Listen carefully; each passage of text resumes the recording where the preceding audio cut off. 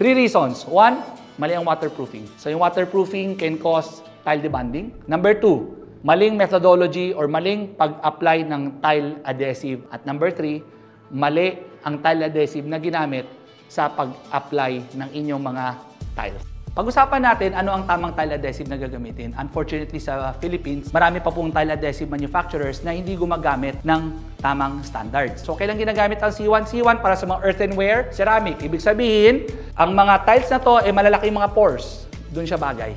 Para sa mga porcelain at granite na pag tinignan mo yung likod, halos saradong-sarado, wala ng pores, wala ng kakapitan, you need a C2 rated na tile adhesive. Para naman sa mga flexibility, again, may S1, may S2.